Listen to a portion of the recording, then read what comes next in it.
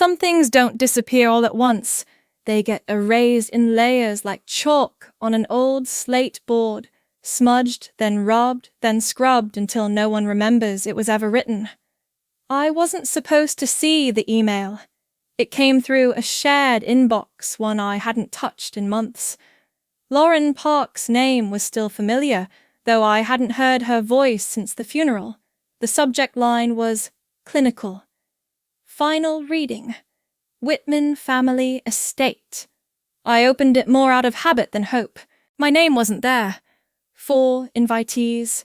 Richard Whitman, Madison Whitman, legal counsel, witness. No mention of me. No CC, no FYI. Just an event scheduled at 10:00 a.m. Greaves and Halford, 3rd floor. I blinked, reread it, and then closed the tab.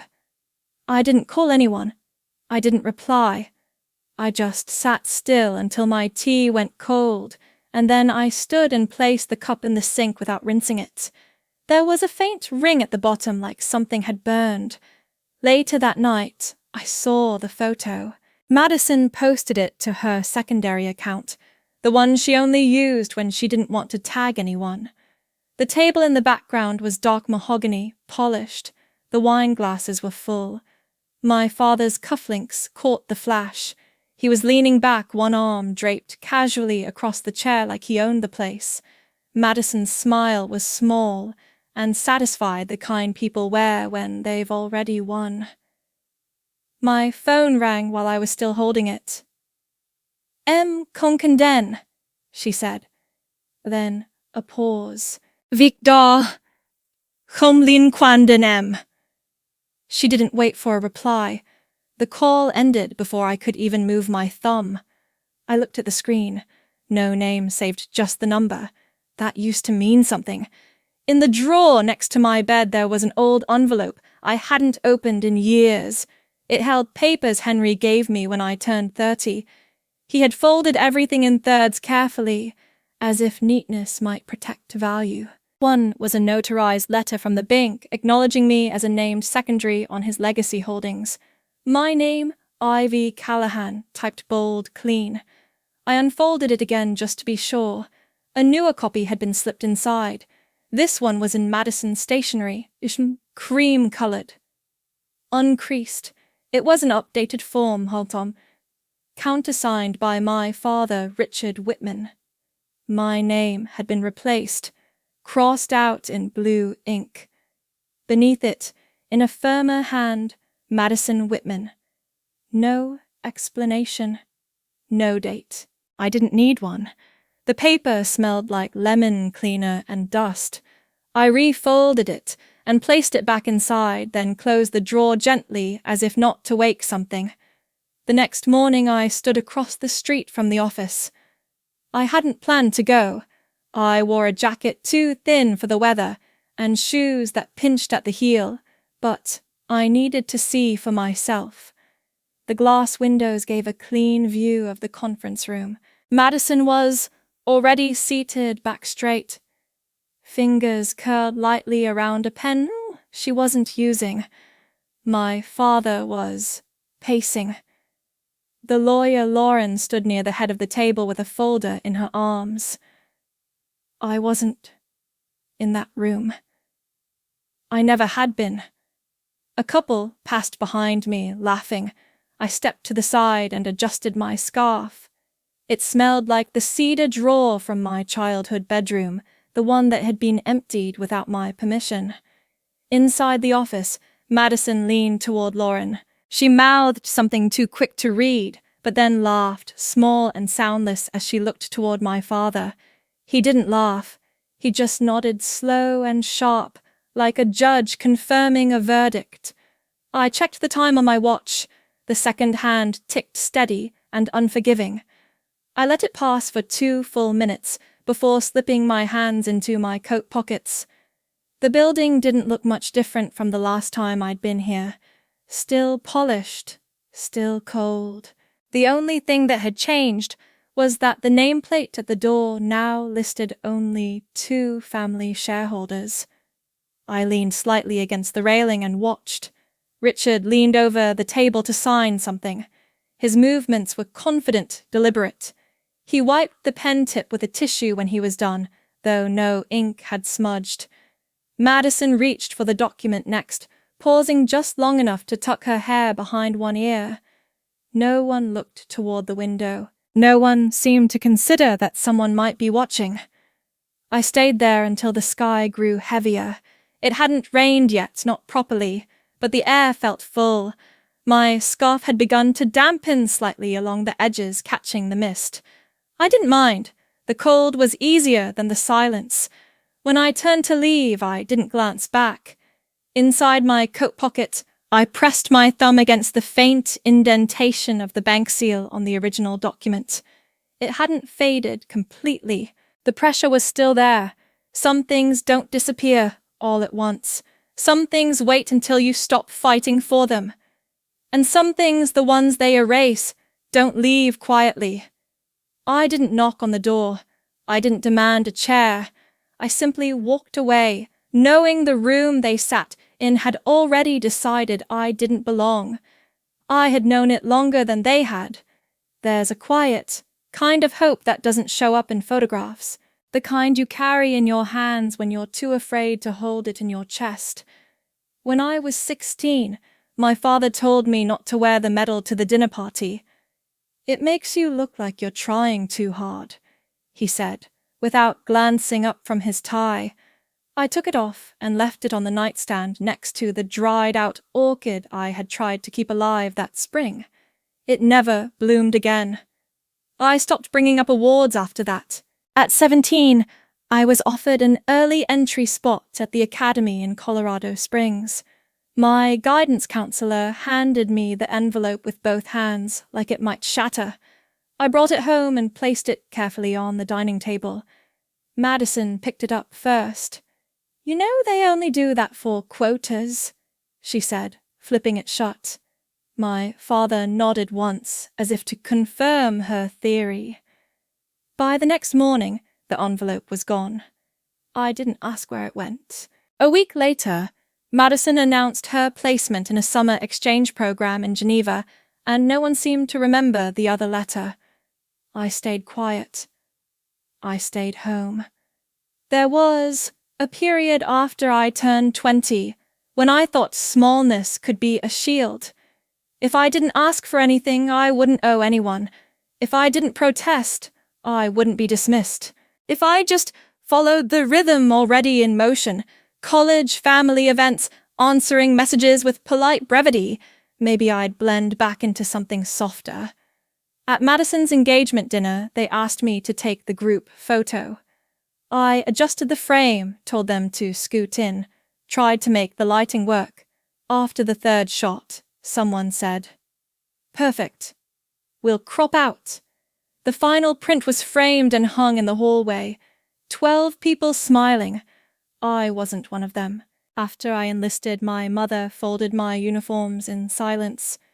She didn't ask questions, just stacked them neatly and smoothed the sleeves as if I were leaving for boarding school. The night before I shipped out, she placed a travel-sized Bible on my pillow and whispered, "Don't be difficult about it. You made your choice." That winter, I wrote home 3 times. Once from Kandahar, once from the Jordanian border, once from a hospital in Germany after my eardrum burst during a blast. The first response came 7 months later. It wasn't a letter. It was a group message with a photo of Madison's bridal shower and the caption, "All the girls back together." I wasn't in the picture. 18 months passed before I returned. No one came to the airport. I stood by baggage claim holding the canvas duffel that still smelled faintly of fuel and sand. The only call I received that week was from my bank. When I walked into the house, the living room had been redecorated. New chairs, pale carpet, a white painting that looked like frost on glass. My father stepped out from his office, paused and nodded toward the hallway. "We didn't know how long you'd be gone," he said. So we converted your room. I opened the door labeled guest. The bed was smaller. My bookshelf was gone. On the dresser sat a candle that smelled like eucalyptus, and a framed quote, "Stillness is clarity." I left the bag zipped. That night, Madison passed me in the hallway with a cup of tea. She looked at the boots I hadn't taken off and raised an eyebrow. "You look like a contractor," she said. "Maybe try jeans next time." She didn't stop walking. The next morning, I found my high school valedictorian trophy in a cardboard box in the garage. The plaque was loose. Next to it, stacked neatly, were 4 of Madison's college diplomas, each in a custom frame. They had their own shelf in the living room, lit by soft, recessed lighting. I never asked why mine wasn't there. Later that week, my mother asked if I could take a photo of Madison for the alumni newsletter. I stood in the backyard holding the camera while Madison posed with her dog and a glass of wine. "Can you shoot from above?" she said, adjusting her neckline. "Otherwise, I look too wide." I adjusted the angle. That weekend, I was asked to give a short toast at the family dinner. I wrote it out, practiced the pauses. When I stood to speak, my father cleared his throat. "Let's keep it short," he said. "Dinner's getting cold." I folded the paper and sat down. No one noticed. I learned not to mind the way conversations curved around me like water around stone. At some point, I stopped bringing my coat to family events. No one offered to hang it. There's a photograph from that year. Madison in her graduation gown, Richard with his hand on her shoulder, my mother with pearls. I'm in the background, blurred, walking past the frame. A friend once asked why I looked like I didn't belong in the picture. I told her I probably wasn't meant to be in it at all. The more I tried to disappear on purpose, the less they noticed. One spring I mailed my father a letter, 3 pages handwritten, folded into a clean envelope. I told him about the patrol routes, the shifting heat, the way dust clung to the inside of my lungs like a second skin. I included a photo of the children near the outpost who gave me figs in exchange for bottled water. He never replied. Months later, I overheard him telling someone at a fundraiser, "She just wanted to prove something. Women like that always do." No one questioned it. No one asked what I was proving. For a long time, I thought if I was patient enough, obedient enough, they would remember I was still theirs. I believed that if I stayed quiet, they would finally hear me. But silence doesn't echo in rooms where no one is listening, and some families only make space for one name at a time. I folded the old letter back into its envelope and tucked it inside the pocket of a faded coat. The coat didn't fit anymore, but I kept it for the inside stitching. My mother had sewn my initials there once. They were barely legible now. Still, I ran my fingers across them like they meant something, and maybe that was the last time I thought they ever might. For a long time, I thought being included was something you could earn, like points, or trust, or grace. The Christmas card sat on the mantel for weeks before I noticed. Cream stock gold foil trim, the kind that comes pre-printed from upscale printers. Warm wishes from Richard, Madison, and family. No space left for edits. No trailing comma. No margin of error. My mother said the list was handled by Madison that year. She's more efficient with those kinds of things. The envelope had been addressed to someone else entirely. I received it by mistake. I taped it shut and placed it in the back of the drawer where old receipts went to die. I couldn't remember what year it was, only that I didn't get another one after that. When the commendation arrived from the Department of Defense, I left it unopened for 3 days. The envelope was thick with the Navy seal pressed into the flap. I placed it next to a chipped mug on my desk and waited to feel ready. At dinner that week, I mentioned it once quietly while clearing plates. Probably one of those mass-issued things my father said, reaching for the pepper. Those go out like candy these days. Madison didn't look up from her phone. My mother moved the centerpiece slightly to the left. No one asked what it was for. I folded the envelope in half that night and slid it behind the filing cabinet. It stayed there until I moved out. There was a Thanksgiving once, I can't remember the year, but the table had rosemary baked into the linens. I spent the day prepping everything: the turkey, the dressing, the glazed carrots. I even folded cloth napkins into little shapes. I hadn't been asked. I just wanted to do it right. When everyone sat down, they complimented the wine selection. Madison had brought it. She told a story about her firm, about a potential real estate investment in Seattle. My father leaned in. Smart. Passive income is the way to go. No one mentioned the food. Later, I noticed my serving spoon had been replaced. Madison didn't like the old metal ones. She said they felt like cafeteria trays. The one she used had a matte handle and a faint monogram, hers. I washed the dishes in silence, one by one. No one offered to help. No one came back to the kitchen. Sometimes I wonder how many versions of the same silence a person can live through before they stop trying to translate it. There's a photo in the hallway at the lake house. White dock, blue sky, all of them smiling. My parents, Madison, even Henry, wearing the straw hat he never admitted liking. The picture had been printed large, framed in weathered wood. I took it. We were on the second boat, and they'd asked me to get the angle from the back platform. I'd crouched low to avoid casting a shadow. After the shutter clicked, I climbed back up, and no one asked for a version with me in it. No one offered to take one with my camera. At dinner that night, Madison posted the photo. The caption read, "Grateful for family." I remember wondering if she even saw the irony, or if she had already convinced herself it wasn't there.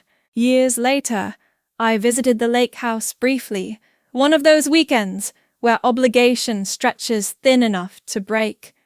The photo was still there. Same frame. No one had noticed I wasn't in it. That absence never became part of the conversation. It just settled. There was a bracelet once, brass hand-stamped with coordinates. Henry gave it to me when I enlisted. "This is where you start," he told me. "Don't let anyone tell you otherwise." The leather band frayed over time, and the clasp bent slightly, but I wore it until it tore. I kept the plate in a tin box with safety pins and broken buttons. No one ever mentioned it. Madison once found the box during spring cleaning. "You still keep this kind of stuff?" I said nothing. "Looks like junk," she added, then placed the lid back on without waiting for a reply. I didn't take it as cruelty. It felt more like indifference dressed as commentary, like standing in a room where everyone is speaking a language you've almost forgotten. The invitation to her second wedding arrived via text. No salutation, just a photo of the venue and the words, "Hope you can come." No pressure. I didn't reply. She followed up 2 days later. "We've decided to keep it small. Immediate family only."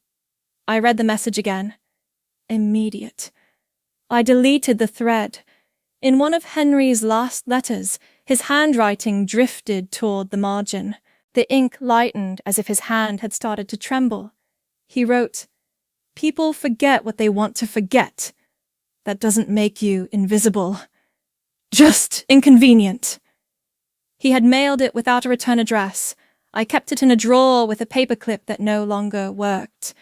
Sometimes I wonder what would have happened if I had spoken up more, if I had insisted on being seen. But some houses have doors that only open one way. That Thanksgiving, the one with the rosemary linens, I remember how the gravy boat had a crack in it.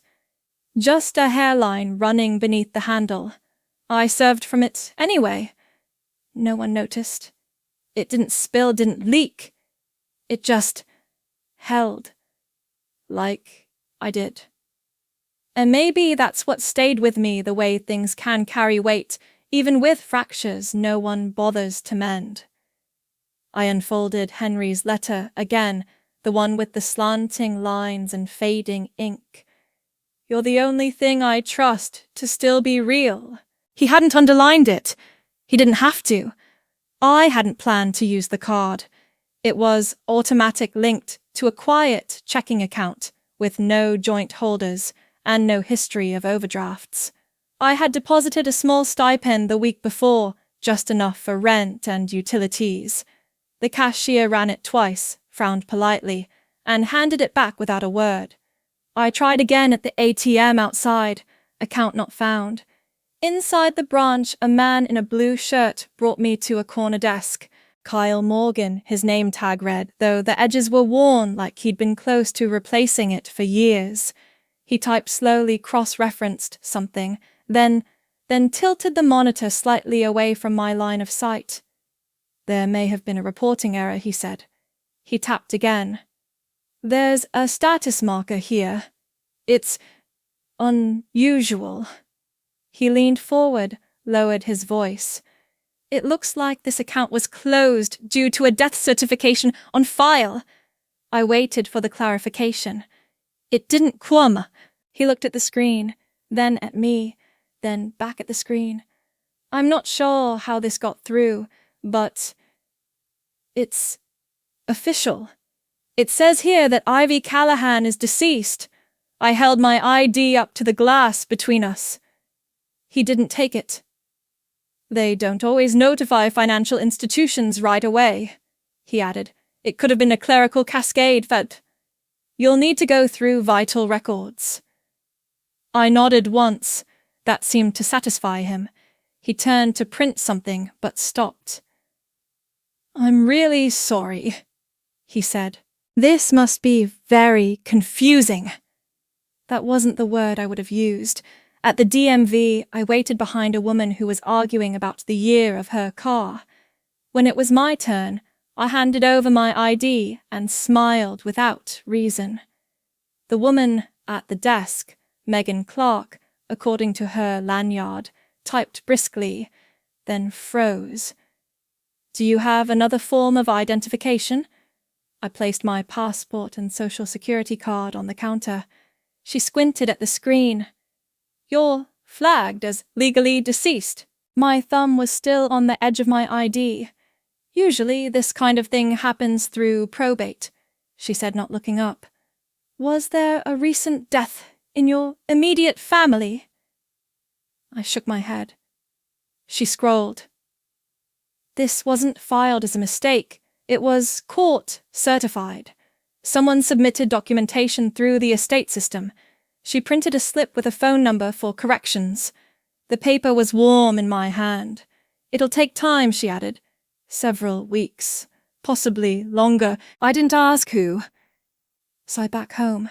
I opened the desk drawer where I kept unfold things, receipts with no totals, envelopes with no stamps, cards without signatures. At the very back, folded into a notebook, was the copy of my discharge evaluation from my last deployment. My commanding officer had scrawled a note in the margin, capable, under pressure, shows restraint in crisis. I placed it next to the DMV printout. They didn't match. Later, I found the court filing through an online portal. I typed in my name. The case number appeared, followed by a list of sealed documents. The petitioner, Richard Whitman. The certifying physician, Dr. Patricia Lang. Diagnosis dissociative delusion, nonviolent. I clicked the affidavit. I had never met Dr. Lang. She described a pattern of instability, paranoia, a fixation on legitimacy and rejection. She wrote that I had displayed signs of conspiratorial thinking following the death of a family elder, that I had detached from consensual reality. She referred to me as the subject, No office visit, no consultation, no direct observation, just an opinion formalized and submitted. I clicked again and saw the signature, dated 2 weeks after Henry's funeral. I didn't move for a while.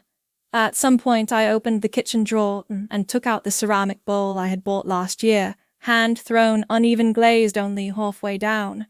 I used it for keeping receipts. At the bottom was a stub from the last time I voted tucked beneath a crumpled grocery list.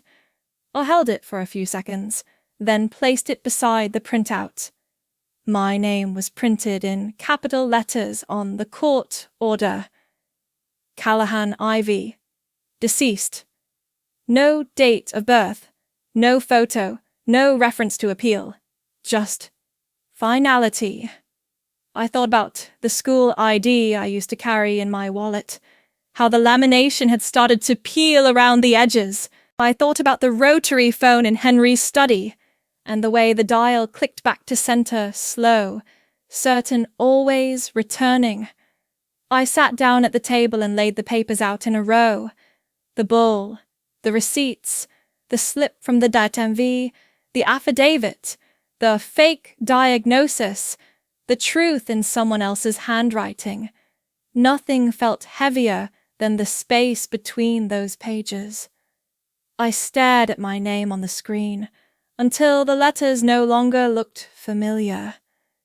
Somehow they had done it, and somehow I had let them. Leaving quietly requires more strength than leaving loudly. No one teaches you that. I packed everything into 4 boxes. 2 of them held items I no longer needed, but couldn't quite let go of old chargers, a mug from Henry that had a hairline crack, a scarf that still carried the scent of cedar, even though I hadn't worn it in years. I taped the lids shut without labeling them. The apartment had always felt like a waiting room. Neutral walls, a faucet that hummed at night.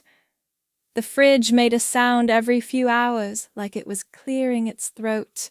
The only piece of furniture I had bought with intention was the narrow shelf by the window, which held a row of books and 1 tin box filled with clipped articles and folded letters I hadn't read since before the funeral.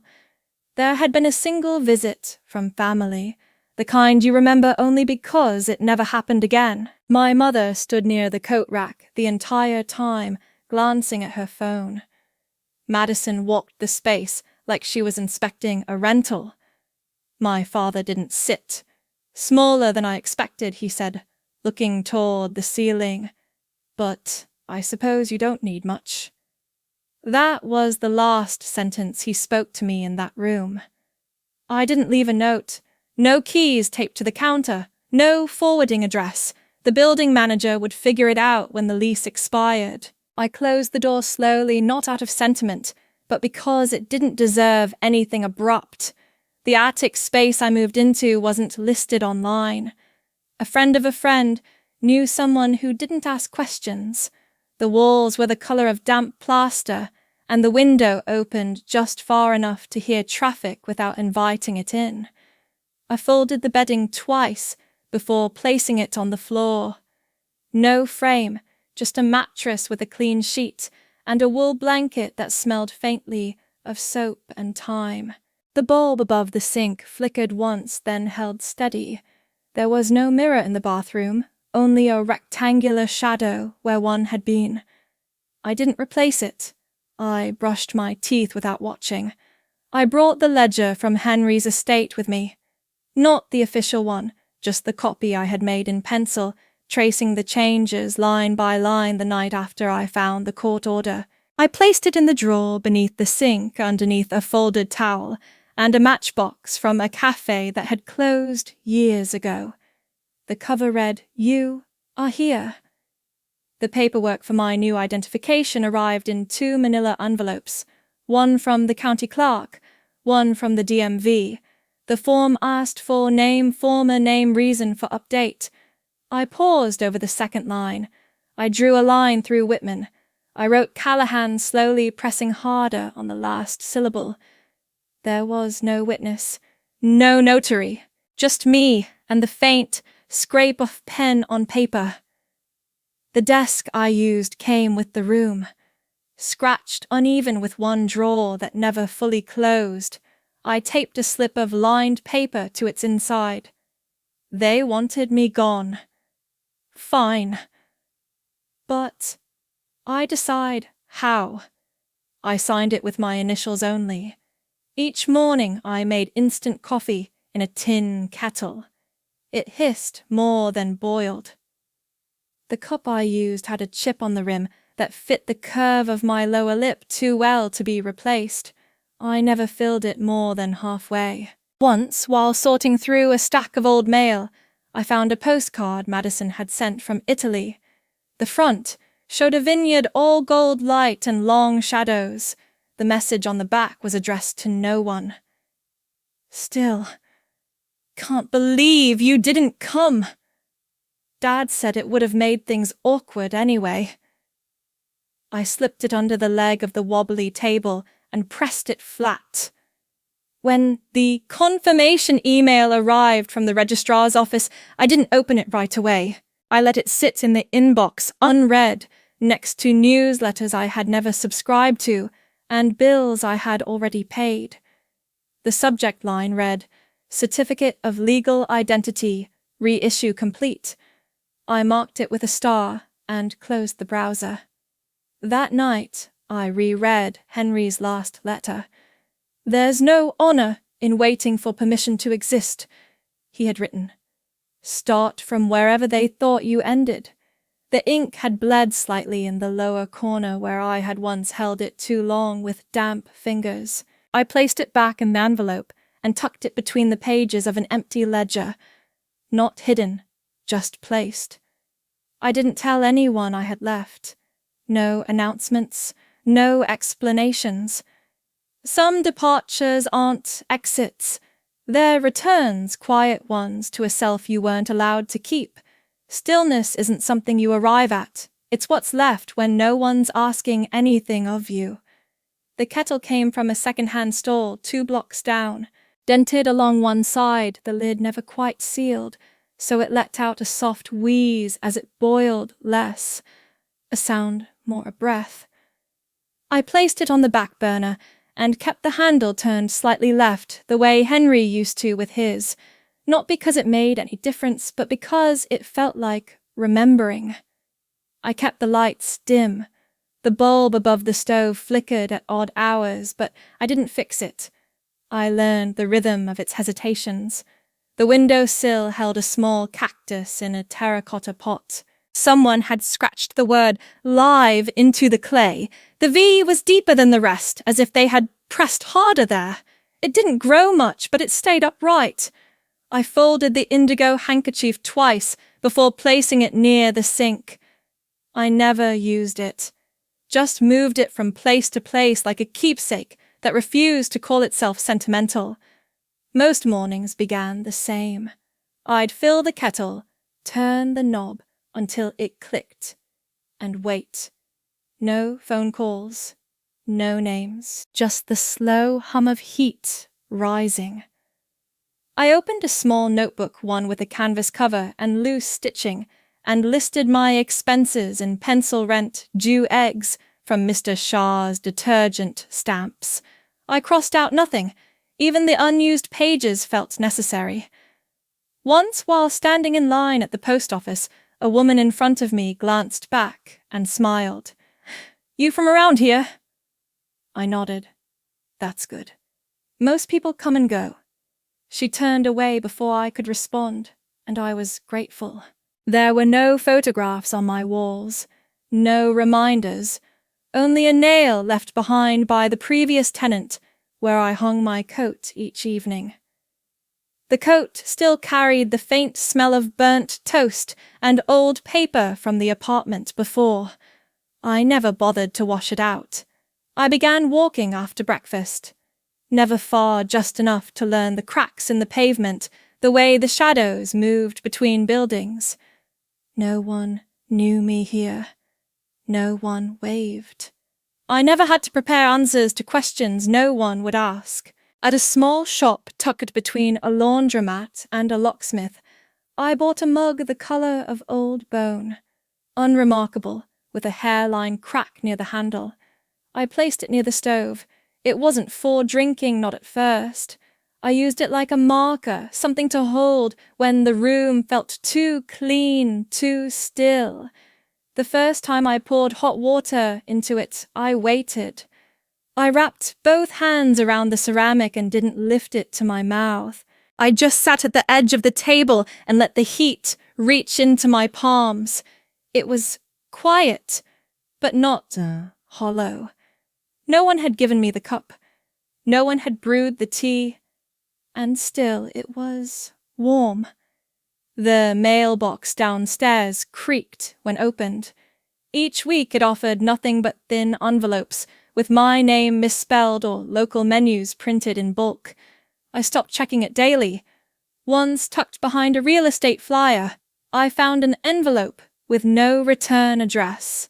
Inside was a typed form asking for confirmation of my military status. Madison's name appeared under Authorized Family Representative. I saying nothing. I folded the letter twice and tucked it under the kettle. They hadn't forgotten me, but they had learned to reroute around me. During a walk one Sunday, I passed a church where people were gathering after service. Children chased one another near the stone steps. A woman balanced 2 paper cups in one hand and adjusted her scarf with the other. She dropped her keys and a man behind her picked them up without speaking. They nodded at each other. That was it. No performance. No explanation. I stood watching long enough for a child to nearly bump into me. She looked up, blinked, then continued running. I turned back the way I came. Some evenings I boiled water just to hold the cup. I didn't always drink. The warmth was enough. It stayed with me even after I set it down. There's a difference between silence that's forced and silence that's earned. I hadn't known that before. I don't own much now, not more than I can carry in 2 trips down a narrow staircase, but the air feels mine. Even the uneven floorboards beneath my mattress seem to hold something solid. When I sleep, I don't dream of doors anymore. In the quiet, I remember the way Henry used to rest his hand on the windowsill, not to open it, just to feel where light met wood. I think I understand that now. I don't have much, but I'm no longer afraid. People don't usually call unless they need something. I learned that the quiet way by waiting too long before I stopped expecting otherwise. The screen lit up with her name first. Madison. Not Maddie, the way she used to sign birthday cards with hearts instead of bohons. Just Madison. The call rang 4 times. I watched the light fade, then pressed to replay the message out of habit. Her voice had the kind of softness that wears like new shoes, too polished, too rehearsed. Hey, Ivy. Been thinking about you. Hope you're doing okay. Dad's been saying how nice it'd be to get everyone back together. Maybe clear the air. We're having a small gathering this weekend. Just family. Nothing formal. If you can come, we'd really appreciate it. Also, I might need your help sorting some of Grandpa's stuff. Legal things, mostly. Just bring any paperwork you still have. I didn't respond. 3 days later, a white envelope arrived. My name printed in block letters, but not quite my name. Ms. Ivy Whitman, a title I had already stopped using. Inside, a printed schedule for the Henry Whitman Foundation review session. My seat assignment read Observer, External Liaison. No signature, no greeting, no return address. I unfolded it twice then, once more, before folding it smaller and placing it under the mug I now used each morning. That Saturday I arrived early. No one greeted me. At the reception desk, a woman with hair pulled so tightly it made her eyes sharp glanced at her clipboard. You're with the compliance team. I shook my head. Support role, then. We've marked you here. She circled something without looking up. The main room was lined with folding chairs and linen-covered tables. A large photo of Henry stood near the front, beside a glass vase filled with white lilies that leaned too far left. I found my place in the back, no placard, just a stack of folders labeled legal. Hulked across the room, Madison caught my eye and smiled briefly tightly. When the meeting began, Richard cleared his throat like he always had before giving orders. As we all know, Henry's intentions were always for the family to continue his legacy without disruption. However, due to some miscommunication and unfortunate legal entanglements, we've encountered unnecessary delays. A pause. Ivy, we'd love for you to help resolve this. Just a few documents. Your cooperation would mean a lot to everyone here. No one turned to look at me. No one offered a pen. I scanned the table in front of me. Folders were numbered, indexed, marked with sticky notes in pastel yellow. One bore a tab labeled Power of Direction, Transfer Reversal. Another read Exemption Request, Estate Review. I lifted the top folder. A signature line stared up at me, already printed beneath it. Ivy Whitman, former primary trustee. A chair scraped somewhere behind me. Then Madison walked over her heels, muffled by the carpet. She leaned in, whispered like someone trying not to wrinkle silk. None of this matters if we all just work together. It's not about blame. It's just business. She placed a pen beside my hand, uncapped. Come on, Ivy. No one's trying to erase you. We just need everything to run smoothly again. I traced the edge of the paper with my thumb. The corner had begun to curl upward, like it knew it didn't belong here either. I looked at her. Not the surface of her, but the skin, the part that once braided my hair, and asked if I liked sleeping under stars. The part that vanished the moment the ink dried on papers I hadn't seen. I nodded once. I understand. She seemed relieved, took the pen back without checking whether I'd signed anything, returned to her seat, her face already facing forward. I placed the folder back where it had been, straightened its edge to align with the rest, folded my hands over the table, and waited for the clock to finish its slow movement to the hour. After it ended, no one stopped me. No one asked what I thought. A few nodded absently, like I'd always been a minor detail in someone else's footnote. When I returned to the apartment, I didn't turn on the lights right away. I took the notebook from the second drawer, the one with the stitched edges and a torn ribbon I used as a placeholder. Tucked inside there had once been a photo of us at a lake house, everyone smiling in the sun. Henry's hand on my shoulder, barely touching. Madison in front, always in front. I removed the photo and laid it on the table. The corner had smudged from where I used to touch it with my thumb, unconsciously, every time I looked inside. I didn't rip it. I didn't burn it. I just slid it into the drawer I no longer opened for anything else. Closed it, turned the notebook over, and left it like that. Some names stop feeling borrowed the moment you stop waiting for someone to return them. I started each day by turning the kettle's stiff handle to boil. The whistle never quite worked, only releasing a soft wheeze, like an old man too proud to complain. I let it hiss, while I folded the dish towel, checked the paper slips I kept in a drawer, lists of case files, grocery notes, sections of state inheritance code in my own handwriting. The cactus on the sill remained upright, though I forgot to water it some days. A part-time job opened at the Veterans Center 3 blocks down. The listing said they needed help with documentation and front desk rotation. Mark Delaney ran it. His office had a faded map of Illinois and a photo of his unit from Tate, Devon. "You're detail-oriented. You know how to file clean." "I need that more than I need another handshake," he said without looking up. He handed me a stack of intake forms. Not a single mention of last names. I wore the same pale cardigan 3 days that week. No one noticed. No one corrected how I introduced myself. On the 4th day, Madison sent a text. "Media's pressing about Grandpa's trust. Can we talk? No greeting. No apology." I left it unread.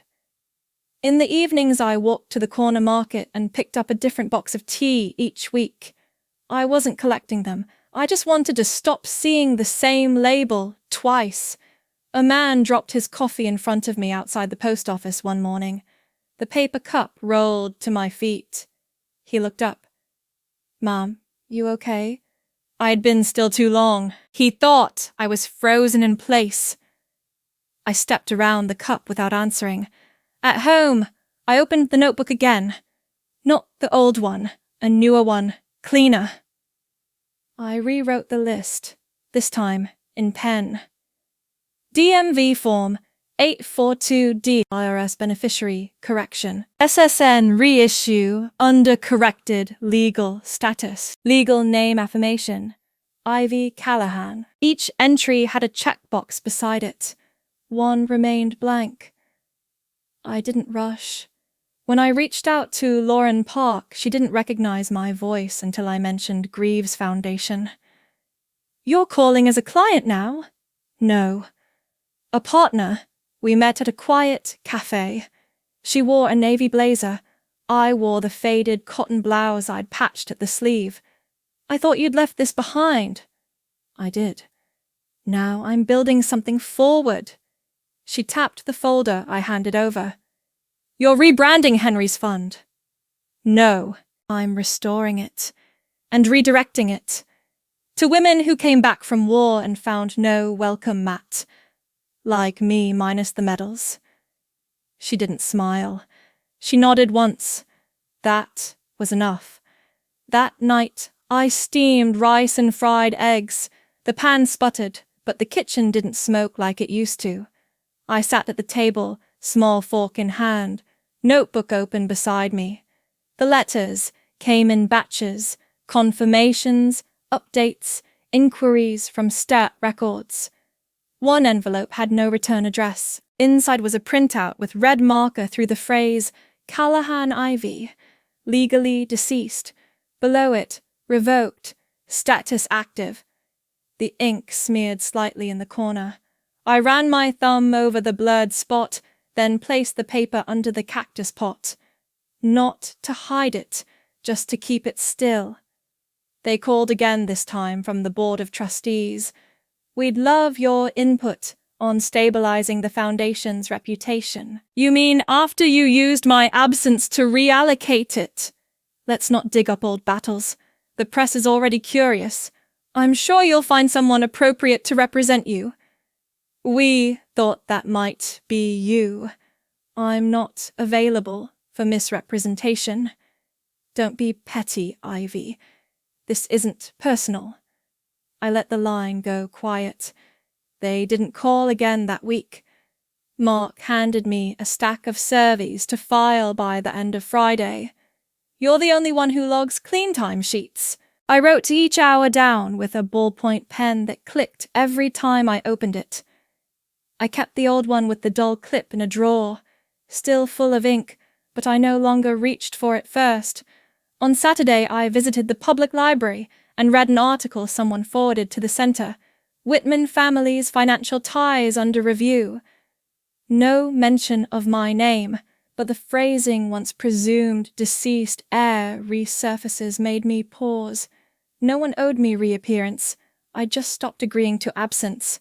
In the mirror, my hair no longer held the tight part I used to wear for court. It curled inward slightly at the neck, not styled, just left alone. I traced the line of my collarbone with my eyes. No pearls, no pin, no surname. The reflection didn't wait for approval. It just stood there, breathing, whole. I took out the form I'd been holding for 3 weeks. Application to establish a non-profit entity.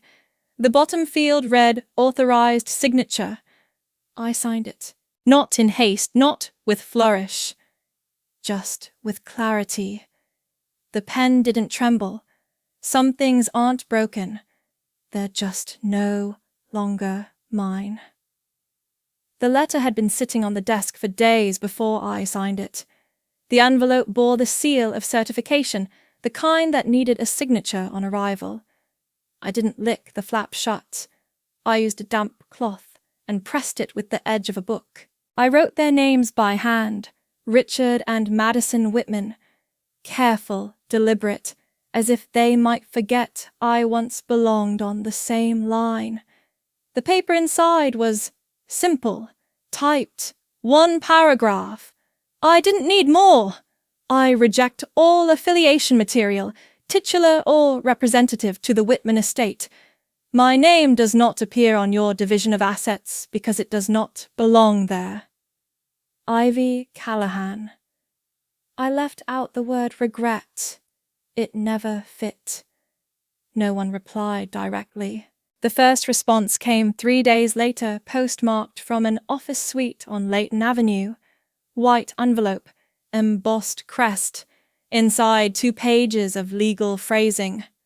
Offers, adjustments, clauses that smelled like old perfume suite rehearsed and meant to distract. We are open to rediscussing her role. She may wish to preserve the dignity of her grandfather's memory, pending mutual agreement. There was no name on the signature line, just Whitman Legal Affairs. I folded it in thirds and used it to steady a table leg that had been wobbling. It stayed there. I didn't respond. I found the old birth certificate in the bottom drawer beneath a frayed scarf and a half-filled ledger. The name Ivy Elaine Whitman ran across the top uneven from the ink of the original typewriter. There was a faint coffee stain on the edge and a fingerprint smudge that looked like it had once been wiped, not quite cleaned. I held a lighter to the bottom corner. The flame took its time. Paper like that doesn't burn fast. It curls slow and cautious as if asking permission. The ashes fit neatly into a glass jar I'd once used for tea leaves. I didn't label it. The new certificate came in a thin manila envelope from the Department of Records. Ivy Callahan. No middle name. No annotations. Just black letters on cream stock, evenly spaced, unmarked. I placed it inside a clear plastic sleeve and slid it into the folder marked Active Documents. Not family. Just fact. I returned to the old house 2 weeks later. The one that had once belonged to my grandfather, the one they had tried to list under the family trust, though the deed had passed directly through his final directive. No fanfare. Just a single line to Ivy. The garden had overgrown. Vines gripped the gate like an old man's fingers, bent and clenched. I brought no one with me, just a clipboard, the deed, and a folded refer. The clerk behind the zoning counter didn't blink. Change of use from private inheritance to non-profit activity center, I said, handing her the paper. She glanced at the form, stamped the top, and said, effective immediately. The phrase stayed with me. Inside the house, the room smelled of sealed wood and undisturbed memory. I didn't open every drawer. I didn't touch the hallway mirror. I found the spot he used to sit still, slightly indented, and stood in front of it. Not to remember, just to recognize. That afternoon, I took the wooden plaque I'd carved the week before and hung it by the entrance just beneath the faded porch light. The words weren't decorative. They were precise. Make something they can't erase. I drilled each corner in by hand. The sound echoed down the street. No one came to check. A voicemail landed the next day from a blocked number. "You're making this harder than it needs to be." No name. Just breath behind words and the drag of something like shame disguised as negotiation. I let it play twice, then deleted it, without saving the transcript. Mark passed me a box of printer paper at the center that week. "You got strong arms for someone who doesn't raise her voice." I carried it without responding. Lauren emailed me a single sentence later that night. "Filing complete. Foundation will be live Monday." No exclamation point, no flourish, just the fact. The grant proposal sat in my outbox, addressed to a small agency that funded reintegration housing for female veterans. I reread it once more, not for errors but for tone. It didn't mention Henry's name. It didn't mention mine beyond the footer. That was the point. Not legacy, just labor. At the kitchen table, I took out the last item from the brown envelope that had arrived earlier that week. A photo from an old family album, one I hadn't seen in years. I wasn't tagged in it. Just a small girl off to the side holding a mug too large for her hands. My name wasn't written on the back. I turned it over, pressed it flat against the bottom of the drawer, and laid a fresh dish towel over it. Not to hide, just not to carry it forward. The silence in the house was different now. Not the absence of noise, but the fullness of not having to brace for it. I boiled water again that evening. This time in the steel kettle I'd cleaned the rust from myself. The steam drifted upward without drama.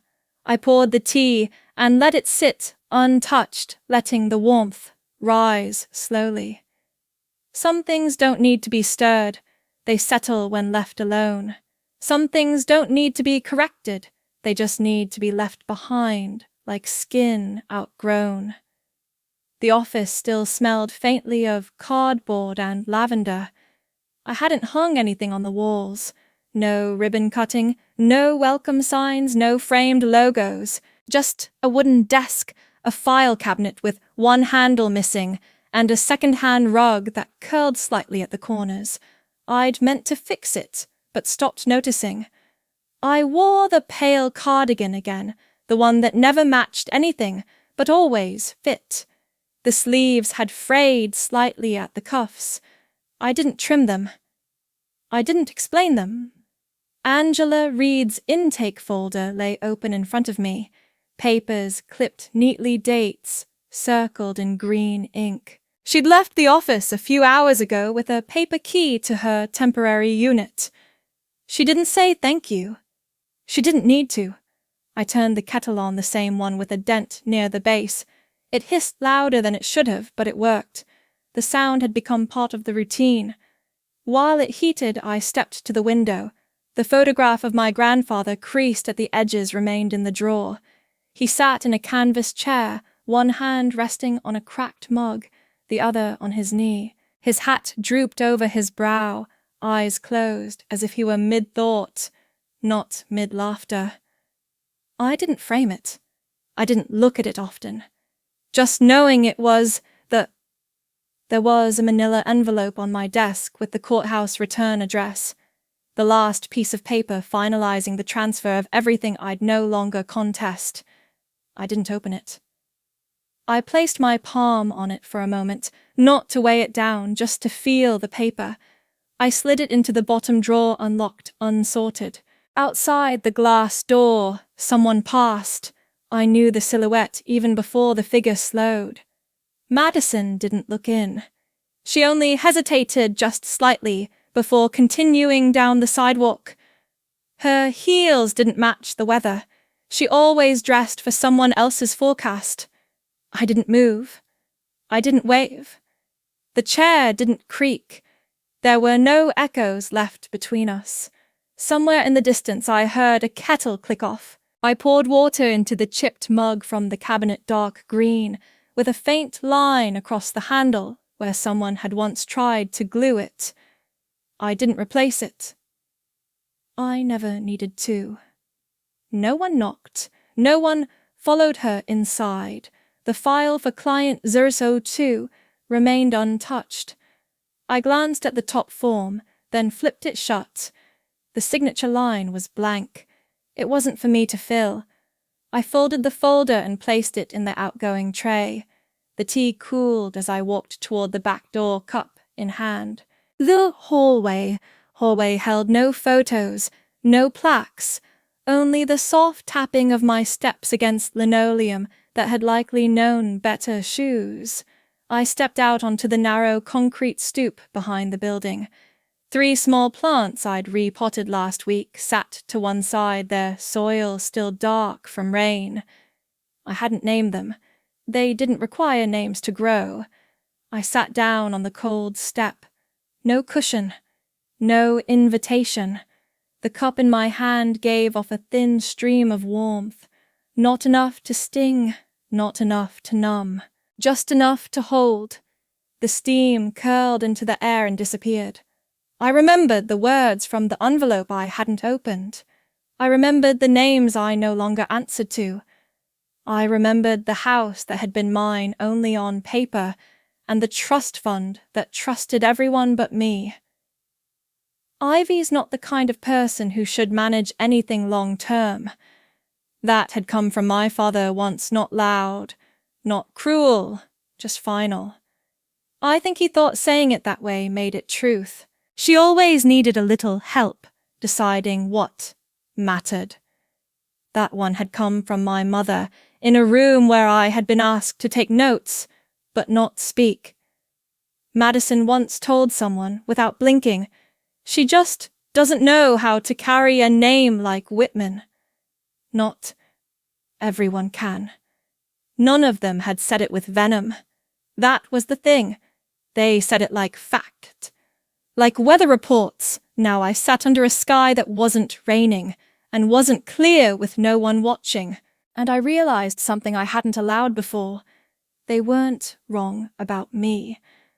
They were wrong for me.